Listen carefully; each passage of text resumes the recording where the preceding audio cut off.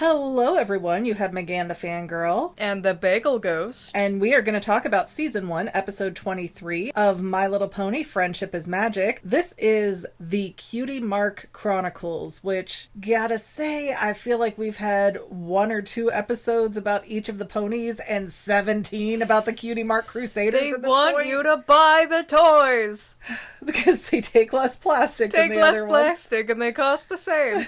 Anyway. This episode starts out with the Cutie Mark Crusaders deciding that they're gonna zipline. No real explanation here, just that, oh yeah, we heard it was great to zipline, so let's try this. What I found weird was that Sweetie Belle immediately cuts in with saying, I haven't even heard of a pony ziplining before. Which, how do you know what that is then? Oh, that's an interesting question. I guess it just sounded cool. It was something that the dragons do. I have no idea. But the zipline breaks halfway through it, thusly proving that ponies and ziplines do not mix. Don't try and zipline your horses. It doesn't end well. And so while the girls are cleaning up from being covered in mud and leaves and such, Scootaloo's like, oh, we should go ask the coolest pony in Ponyville how she got her cutie mark. And the other 2 Crusaders are like Applejack, Rarity, Pinkie Pie, Fluttershy. Anyone but Rainbow Dash? Derpy? The only 2 they don't mention are Twilight Sparkle and Rainbow Dash, which, okay, if you're talking about the coolest pony, yeah, Twilight Sparkle is probably not going to come up in that conversation. Smartest pony, maybe. Most powerful pony, definitely. Probably. But coolest, yeah, she's not cool. She is very neurotic. And then Rainbow Dash, who tries so hard to be cool, everybody's like, yeah, she doesn't come to mind at all. Nope. She's too mean. She's so mean. And so then we cut to the girls trying to find Rainbow Dash, and Scootaloo is pulling the other 2 in a wagon that she has hooked up to her scooter. And I realized it's not a motorized scooter, or I don't think it's a motorized scooter. No, she's using her little wingies. She's flapping her little wing nubs. Like a hummingbird. To make it go. It was so cute. She scooted her loo. She scoots her little wings to Scooter. And while they're doing this, they do run across Applejack, who tells them about her Cutie Mark story, which was when baby Applejack, who was even smaller than the Cutie Mark Crusaders, decided, I don't want to be a farm bumpkin. I want to go to Manhattan, where the classy folks are, like Aunt and Uncle Orange. And she immediately gets, like, spat at in the streets just for existing. Yeah, very New York vibes. Very definitely. Very classy. And so her aunt and uncle try to prim and proper Applejack up, and it works a little bit until she sees the kind of food she has to eat, and then it's like, no way. What food? Okay, I'm just going to tell you this for your own good. If you are ever at a place and they are serving something like deconstructed oxygen, you're in a cult. You're not in a restaurant, okay? Nothing there makes sense. They are gaslighting you into believing that not food is food. And yeah, when they put a piece of parsley and some gravy on a plate, it's not dinner. It's a scam. That'll be $80. Yeah, it's a cult, dear. It is not real. It is an illusion. What, did a rat cook it? The rat would be better and more generous with portions. Rats have empathy. High-class chefs do not.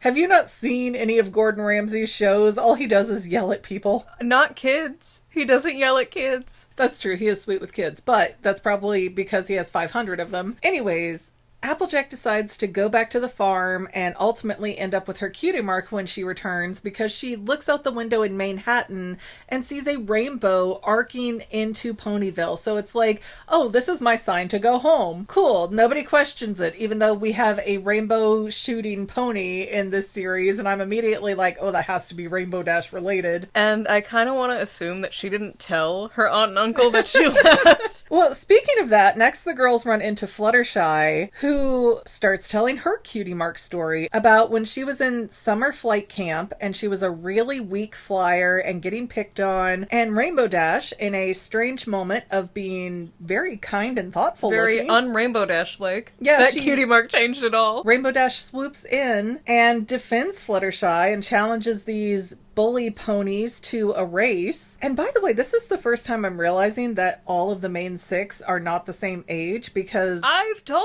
you this! Applejack is teeny tiny and Fluttershy Looks looks like a emo tween. shy. Yeah, she's emo shy. She's getting there. She's got that one eye covered like Peter Parker in Spider-Man 3. 5 of you will get that reference and it's fine. I'm fine with that. I'm old. Fluttershy ends up falling during this race and plummeting to her doom down to Earth, where she has never been, never seen the ground before. I feel like we skipped a few details. You went from Rainbow Dash came in to save her, Fluttershy fell! I said they challenged them to a race. Nuh-uh. I swear I did. But Fluttershy falls. She falls down to Earth. It's like, oh no, she's gonna die because she can't fly very well. But a herd of butterflies save her. The thickest swarm of butterflies ever. Well, because it's an untouched part of the world and all the animals are free to live their life. And here comes Fluttershy touching it. And then there's a giant rainbow boom that scares all the animals. So Fluttershy's like, no, babies, you can come out. It's safe. I'll keep you safe. And then she earns her little cutie mark doing that and decides, I'm going to stay here. And doesn't tell her parents. Like, there's missing posters all over Cloudsdale. They have no concept of where their daughter went because it's beneath them to touch the ground. Literally. Ha ha ha, I made a joke. I mean, at least with Auntie Orange, there could have been like, alright, it's a cutscene. She could have like said on the way out. But with this, nah. Fluttershy fell. Mr. and Mrs. Fluttershy's parents think that she just fell to her death and had to move on and grieve. Yeah, why were there no adults watching that race? It's horrible. No one in the audience was even like, oh no, she fell. And that's pretty much the end of Fluttershy's Cutie Mark story. Although, okay, I have a little gripe here because the girls, the Cutie Mark Crusaders, naturally run into Applejack and Fluttershy, but all of a sudden we cut over to the girls trying on dresses and being models in Rarity's shop. Like, how did you even get here? This was not on your path. You were not looking for Rainbow Dash here. They bumped into Rarity and she pulled them along. They got voluntold. But Rarity tells her Cutie Mark story where she was making costumes for her school play and they were good but not great. So she was trying to be up all night figuring out how to make the costumes better when her horn hijacked her and took her to a giant rock and she's like, what is this about? And then there's a rain boom explosion and the rock has all these gems in it that she puts on the costume and everybody's ooh, ah, wow.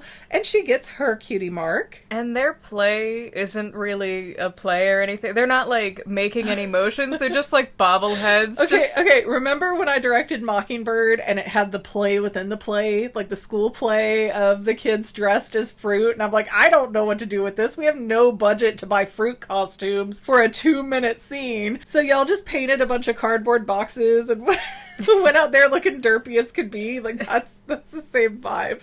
Except they look much better. Because Rarity poured her little heart and soul into it. That's the thing. The play of Mockingbird doesn't even describe what you guys were supposed to do in the school play that they go to watch.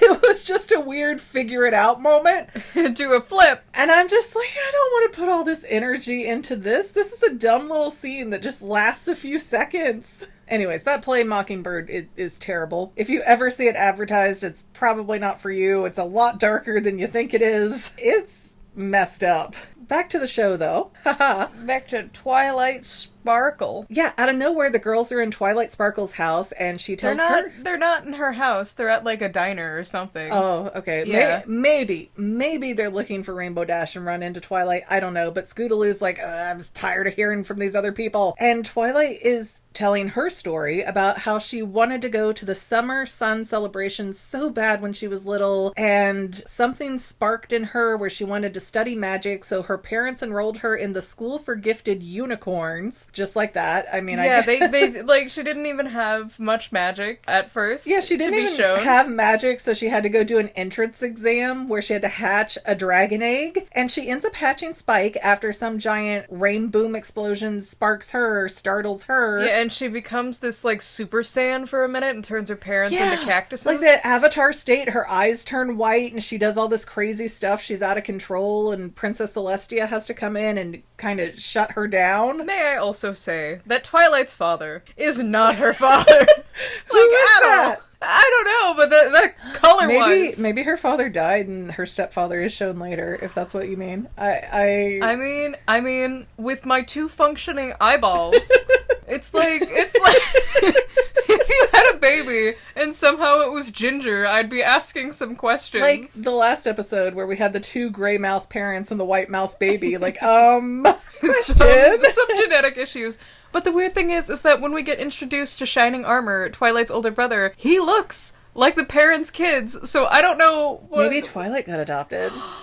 Maybe they hatched her like Spike. Although, let's talk about this for a minute. Twilight Sparkle hatches Spike right there for her entrance exam into the school, and Celestia comes and shuts down her avatar state and goes, hey, you're going to be my very special student. And Twilight kind of doesn't know how to take it at first, but her dad's like, yeah, accept it. So I'm kind of worried that they're social climbers here and not really doing what's in their daughter's best interest, but I don't know them that well. Look. If the princess solo ruler at this point is saying, hey, your kid has potential, come work under me directly. Here's my wing of the castle, move in. After everything we talked about in the last episode, I think I would have some concerns about my young daughter making her mad and ending up on the moon for 1,000 years. That was a Luna-specific punishment. She'd be turned into stone.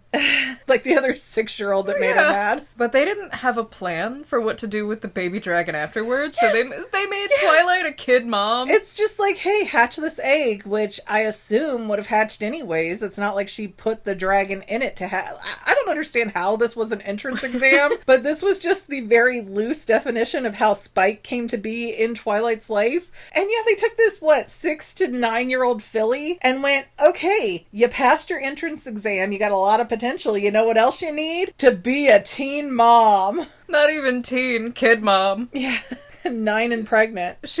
Oh god. Lower that bar, baby. For the love of Celestia, please. I knew a kid in school, came back in the 5th grade pregnant from the DC field trip, and it didn't even click in my head until way, way later, probably a decade or more later, that girl did not go to the 6th grade with the rest of us, but then one day she was standing outside of the school with like a newborn baby, and I was like, that's weird, I guess she had a baby sister or something, and just walked about my merry way, and then years and years later, Oh, we're both autistically oblivious. Well, she was a really bad bully to me, so I tried not to pay her much mind anyways, but, looking back is kind of like, oh, haha, you kind of got what you deserve because you sucked as a person, so now you got to take care of a person. She was 9. She made her decisions. She was probably more like 11. Maybe she didn't. Oh, believe me, the way that girl was running around on that trip, I was her roommate. She was horrible. Anyways, we get in such fun little weird side topics here. Next, the Cutie Mark Crusaders come across Pinkie Pie, who has the weirdest Cutie Mark story of them all because she worked on a rock farm that was colorless and joyless. And then one day, and she had the cutest hair, by the way. That straight Pinkie Pie hair is adorable. I'm super into it. Oh, in a few episodes, you'll hate it. You'll hate it. Okay, I guess we'll find out. Party for one's gonna mess you up.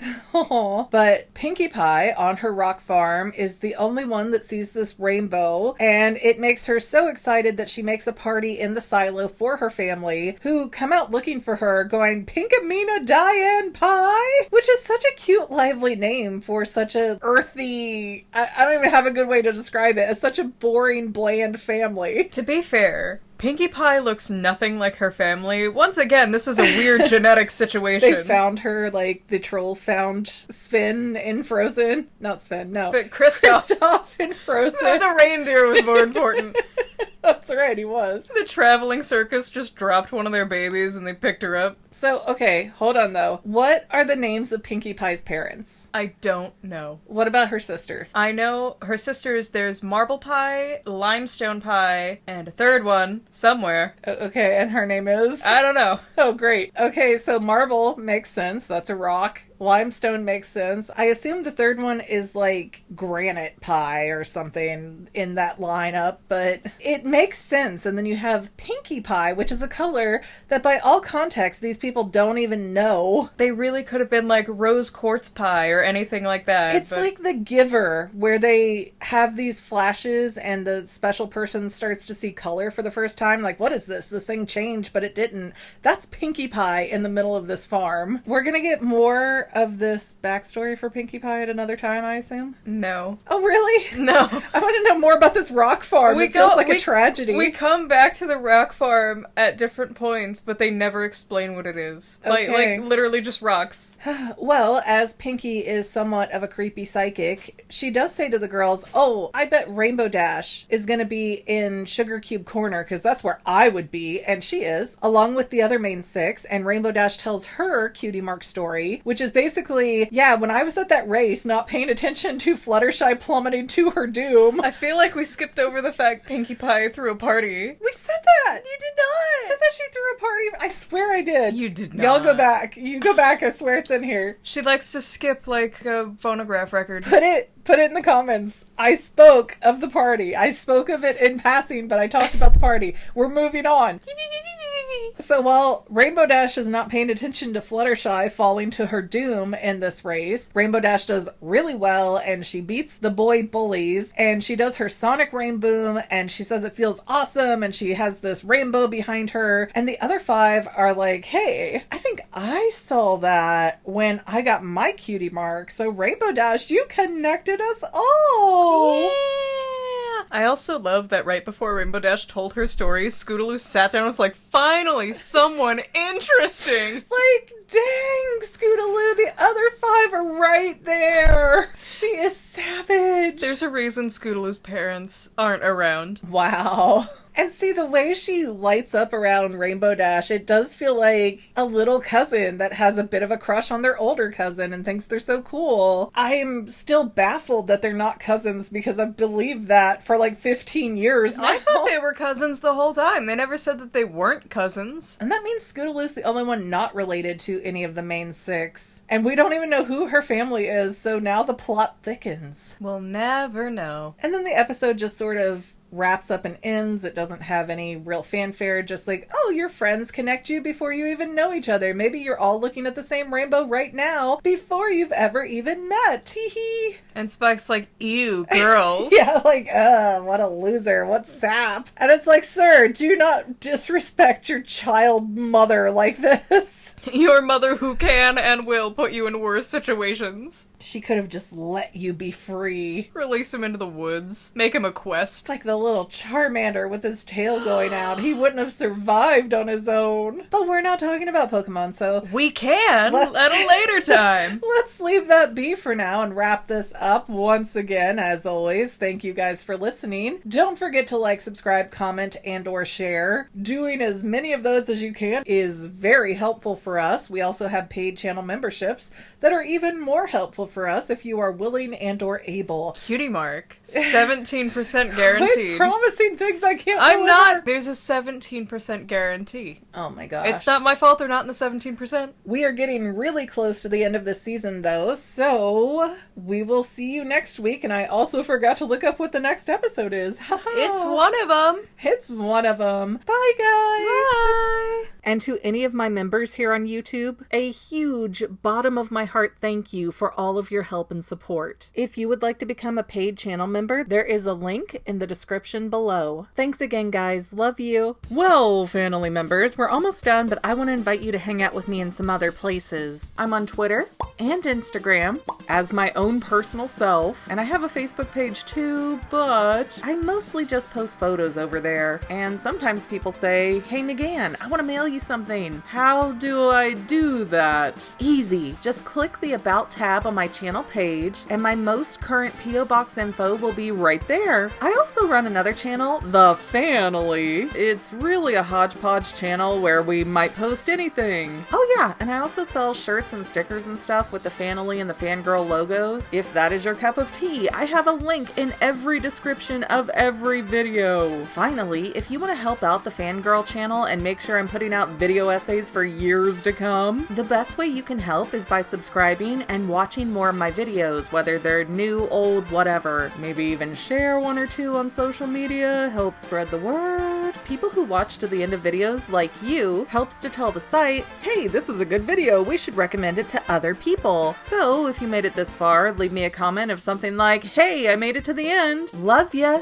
See you next time, family members. Bye.